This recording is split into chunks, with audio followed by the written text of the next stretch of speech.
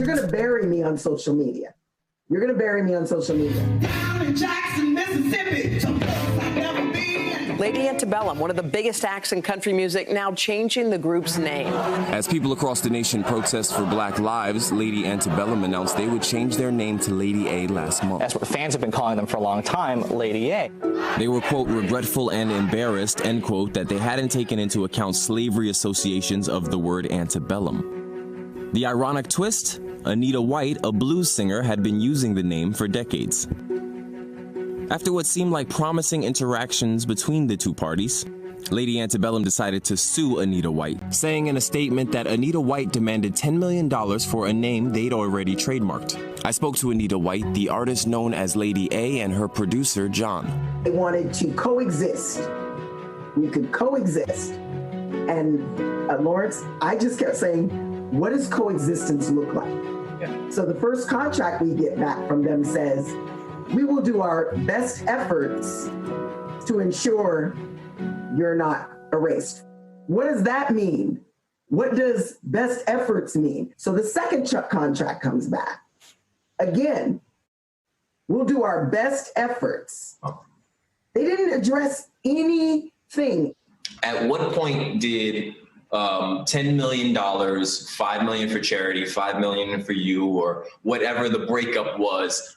The $10 million came in because we asked them specifically for details about how coexistence would work. Let's try to define what best efforts are. The lawsuit the band filed says they trademarked the name Lady A in 2011, and their fans have been calling them that since 2006. Did you trademark your name as well? I never trademarked my name. Was it the smart thing to do? No, not thinking about it now. But I've been Lady A longer than they've been alive. I went and checked. They trademarked Lady A on June 9th. So June 11th is when they made it public. She's referring to a trademark filing for the name Lady A by the band on June 9th, 2020 that applies specifically to souvenirs and music store services.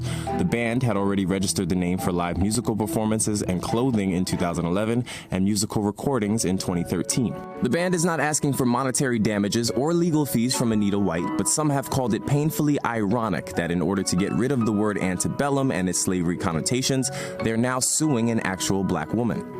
It begs the question, is this doing more harm than good? How would an independent black artist continue to thrive if a white band with an enormous platform that sold millions of albums also takes on the same name?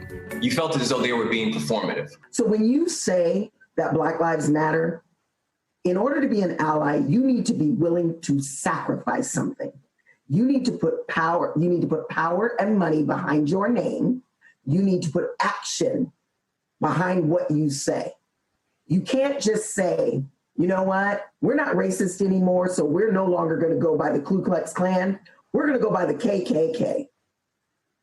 That does not make you less racist. How much of this do you think plays into the fact with you being a woman, especially a black woman? I think that the fact that I am a black woman and they thought that I was irrelevant played into it. I don't think that they thought they were going to get the responses they did.